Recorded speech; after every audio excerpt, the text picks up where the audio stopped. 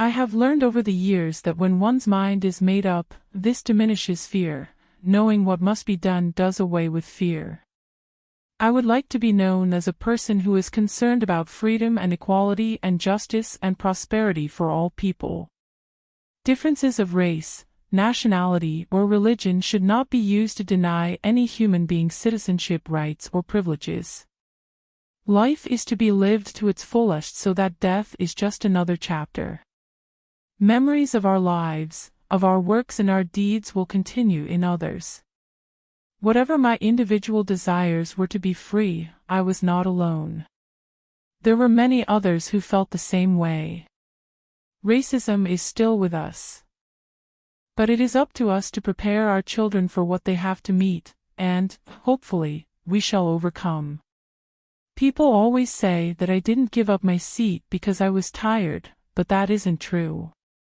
I was not tired physically, or no more tired than I usually was at the end of a working day. I was not old, although some people have an image of me as being old then. I was 42. No, the only tired I was tired of giving in. I would like to be remembered as a person who wanted to be free, so other people would be also free. I don't think well of people who are prejudiced against people because of race.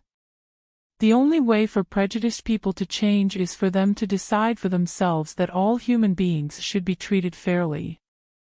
We can't force them to think that way.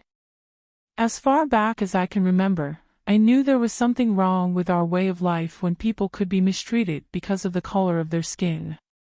Stand for something or you will fall for anything. Today's mighty oak is yesterday's nut that held its ground. There is just so much hurt, disappointment and oppression one can take. The bubble of life grows larger. The line between reason and madness grows thinner. I did not want to be mistreated, I did not want to be deprived of a seat that I had paid for. It was just time. There was an opportunity for me to take a stand to express the way I felt about being treated in that manner. I had not planned to get arrested. I had plenty to do without having to end up in jail. But when I had to face that decision, I didn't hesitate to do so because I felt that we had endured that too long.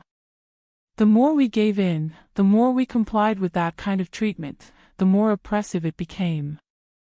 I believe we are here on the planet Earth to live, grow up and do what we can to make this world a better place for all people to enjoy freedom. God has always given me the strength to say what is right. I had the strength of God and my ancestors with me. From my upbringing and the Bible I learned people should stand up for rights just as the children of Israel stood up to the Pharaoh.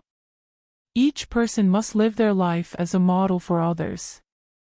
You must never be fearful about what you are doing when it is right. There were times when it would have been easy to fall apart or to go in the opposite direction, but somehow I felt that if I took one more step, someone would come along to join me. At the time I was arrested, I had no idea it would turn into this. It was just a day like any other day. The only thing that made it significant was that the masses of the people joined in.